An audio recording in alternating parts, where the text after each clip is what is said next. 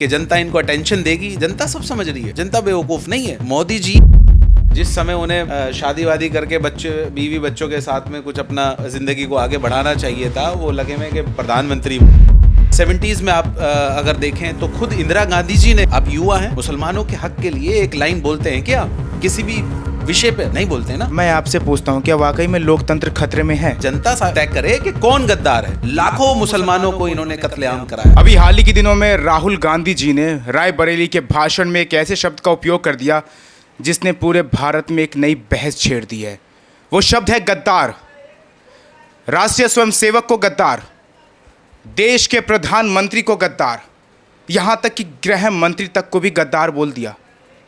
मैं पूछता हूँ सर, आखिर क्यों? देखिए, सबसे पहले आपको ये समझने की ज़रूरत है कि राहुल गांधी जी जो हैं वो पढ़ के कहाँ आए हैं, ये आपको समझना पड़ेगा। क्या जो जिस यूनिवर्सिटी से वो पढ़ के आए वहाँ यही सिखाया जाता था कि अपने देश के प्रधानमंत्री, अपने प्रधान सेवक को गद्दार या इस तरह के अपशब्द आप बोलें?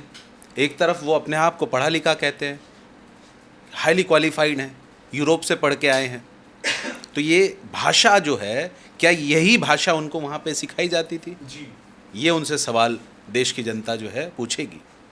दूसरी बात, आप बात करिए आफ्टर पार्टीशन या उससे पहले 1947 से पहले कभी की बात कर लीजिए। अभी लेटेस्ट 70s में आप अगर देखें तो खुद इंदिरा गांधी जी ने, ये जिस तरह से अभी मोदी जी ने अपील की है देश के तमाम 140 करोड़ देशवासियों से कि ये विश्व में जो संकट है, जो युद्ध चल रहा है चारों तरफ, तो ये सिर्फ भारत के साथ नहीं, पूरे विश्व में ये संकट है। तो कहीं ना कहीं हमें बचाना, जो जिस तरह से चाहे वो गैस हो, चाहे वो डीजल हो, पेट्रोल हो, उन्होंने बचाने के लिए अपील की है। तो इसमें कोई बुराई वाली बात नहीं है। अगर कहीं हमारा साइकिल से काम चल सकता है तो साइकिल से जाने में क्या बुराई की बात है। लेकिन आप ये समझिए, ये जो भाषा है, चूँकि कांग्रेस हमेशा से तुष्टीकरण की राजनीति करती आई है, उसको मुसलमानों को क्योंकि नकार दिया। आप देखिए पूरे देश में जिस जगह से ये चुनाव लड़ते हैं, किसी भी स्टेट की आप बात करें, अभी लेटेस्ट बंगाल की आप बात करिए, नकार दिया देश की जनता ने। सुबह शाम ये आरएसएस और बीजेपी और मोदी जी को गाली देते हैं, सुबह शाम। लेकिन मुसलमानों के लिए क्या एक लाइन बोलते हैं? बता दीजिए आप मुझे, आप युवा हैं, मुसलमानों के हक के लिए एक लाइन बोलते हैं क्या? किसी भी विषय पर नहीं बोलते ना। तो इससे इनकी नीति और इनकी जो सोच है वो जाहिर होती है। ये तुष्टीकरण की राजनीति करते हैं कि प्रधान सेवक को, प्रधानमंत्री मोदी जी को गाली देकर ये अच्छे हो जाएंगे। देश की जनता इसका फैसला करेगी। देश में ऑन रिकॉर्ड कांग्रेस की सरकार में मोटा मोटी जो 60 से 70 साल राज किया है, 40,000 दंगे हुए हैं। चाहे आप बात कर लीजिए मलियाना, हाशिमपुरा, मेरठ, मुरादाबाद, 80s के दशक में नमाजियों पे गोली चलवा दी खड़े होके। ऐसा 14 सालों में, ये जो 14 साल की सरकार है, भारतीय जनता पार्टी की सरकार है, प्रधानमंत्री मोदी जी हैं, मुझे बताएं इस तरह का कोई एक दंगा हुआ? तो अब इससे जनता तय करे कि कौन गद्दार है। लाखों मुसलमानों को इन्होंने कत्लेआम कराया है, लाखों 1984 में सिखों को इन्होंने कत्लेआम कराया है। तो गद्दार कौन है? जो देश हित की बात करे वो गद्दार है, जो देश के लिए बात करे वो गद्दार है।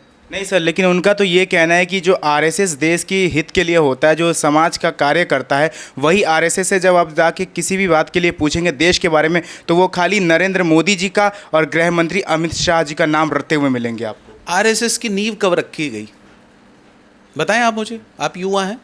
1925 हेडिंग 1925। कांग्रेस उस वक्त थी या नहीं थी? तो सब कुछ कांग्रेस के दौर में हुआ है।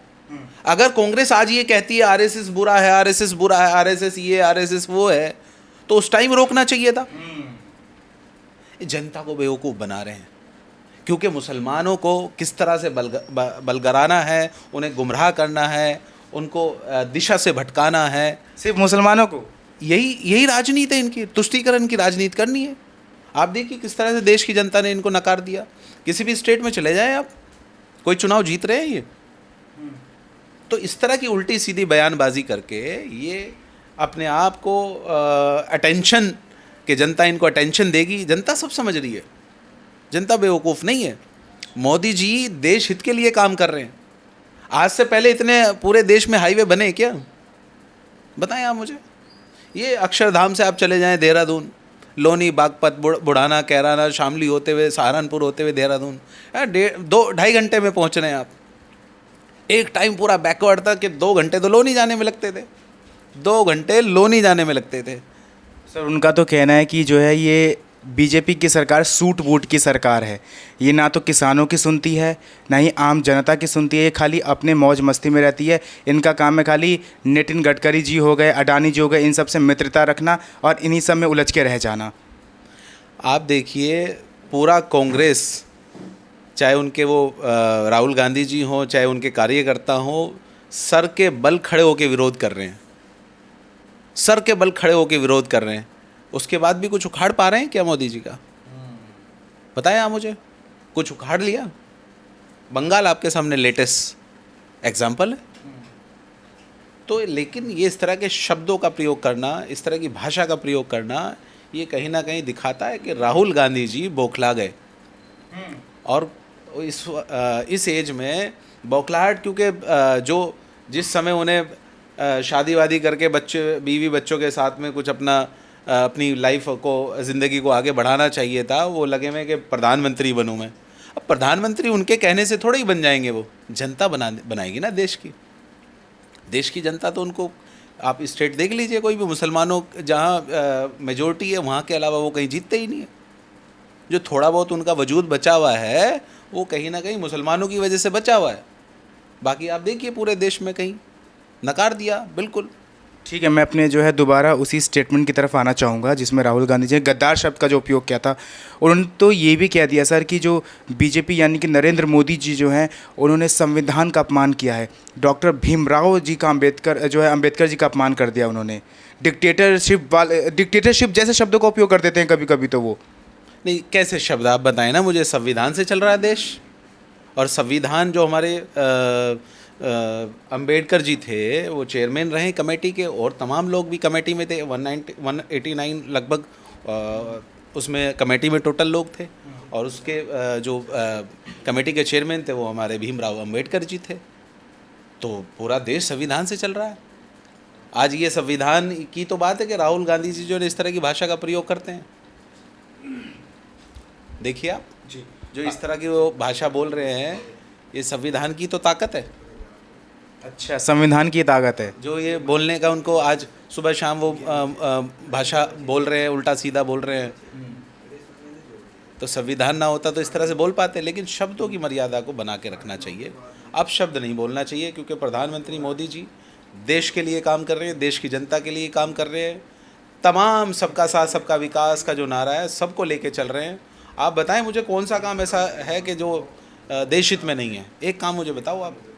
अभी जो है मैं आपके सवाल के आपकी बात की तरफ फिर से दोबारा आना चाहूँगा। अभी आपने थोड़ी देर पहले कहा था कि पूरा देश इस आर्थिक संकट से जूझ रहा है, ठीक है। ऐसे में राहुल गांधी जी का कहना है कि देश में आर्थिक संकट है, एलपीजी के क्राइसिस हो रहे हैं, सिलेंडर के दाम बढ़ रहे हैं, फ्यूल के लिए मना कर दिया, खाने पीने को तक को मना कर दिया है। और ऐसे में जो है मोदी जी खुद ही करोड़ों की फ़्लाइट में जाते हैं विदेश में, और मेलोनी जी को मेलोडी टॉफ़ी खिला रहे हैं। ये कहाँ के जो है, ये क्या हुआ? राहुल गांधी जी को वो उनका यूएई वाला ट्रिप का नहीं जहन में आता। यूएई भी तो गए, वहाँ किस लिए गए? गैस के लिए ही तो गए, गैस के समझौते के लिए। गैस वहाँ से खरीदनी है। अगर भारत कहीं से कुछ खरीदता है तो कुछ भेजता भी है, कुछ देता भी है। ये तो पूरे दुनिया का एक सिस्टम है। सभी देशों का कुछ लेना है, कुछ देना है, कुछ खरीदना है, कुछ बेचना है। मोदी जी गए इसीलिए कि जो ये संकट है किसी तरह से जनता को इससे राहत मिल सके। लेकिन समझने वाली ये बात है कि ये सिर्फ भारत ही के साथ है, क्या किसी और देश में नहीं है? उन्होंने तो इन सब चीज़ों को नौटंकी बताया है कि ये सब नौटंकी है। नहीं, अब बयानबाजी करते रहे। वैसे विपक्ष का काम है विरोध करना, तो करेगा, लेकिन शब्दों की मर्यादा के साथ। और इस बात को लेके तो उनको, अगर वो अपने आप को अच्छा कहते हैं, पढ़ा लिखा कहते हैं, तो इस बात के लिए उनको माफ़ी मांगनी चाहिए कि मैं वाकई ये इस तरह के शब्द मुझे नहीं बोलने चाहिए। इस तरह के शब्दों को बोल के और जनता को गुमराह करके, ख़ास करके एक तबके को, मुसलमानों को जो है ना आगे करके, और बस इनको आगे फ्रंट पे करके माहौल ख़राब कर दो। यही तुष्टीकरण हमेशा राजनीति करती आई है कांग्रेस। ठीक यही है, हमेशा। ठीक है। अभी सर देखा जैसे कि नीट पेपर लीक हुआ, सीबीएसई का फिर एक अपडेटेड मामला देखने को मिल रहा है, मणिपुर का केस चल रहा है सर। ऐसे में राहुल गांधी जी का कहना है कि इतने सारे देश में अभी भी समस्याएं चल रही है, लेकिन प्रधानमंत्री जी इन सब की तरफ ध्यान ही नहीं दे रहे हैं। उनका ध्यान तो कहीं और ही है। नहीं, आप ये देखिए, जो भी काम इस वक्त अभी मोदी जी कर रहे हैं, अगर वो बाहर यात्रा की बात कर रहे हैं तो पिछले 22 सालों में राहुल गांधी जी ने भी जो है ना, शायद 52, मुझे एग्जैक्ट अगर याद है तो 52 यात्रा करी हैं। 52 यात्रा? हाँ, 22 सालों में शायद मोर देन 52। और उसमें खर्च आया है 11 करोड़ का, शायद उनकी कमाई का मामला है, और उससे ज़्यादा खर्च आया है। आप चेक कर लीजिएगा डाटा, ये ऑन रिकॉर्ड बात है। तो पहले अपने आप पे एग्जाम्पल सेट करें, फिर वो दूसरे पे उंगली उठाएं। मैं आपसे पूछता हूँ, क्या वाकई में लोकतंत्र खतरे में है? लोकतंत्र खतरे में सिर्फ राहुल गांधी जी को दिखाई दे रहा है। देश में 140 करोड़ लोग रह रहे हैं, सिर्फ राहुल गांधी जी को लोकतंत्र खतरे में नज़र आ रहा है। अभी तक तो वही थे 14 साल पहले, जब नहीं लोकतंत्र खतरे में था।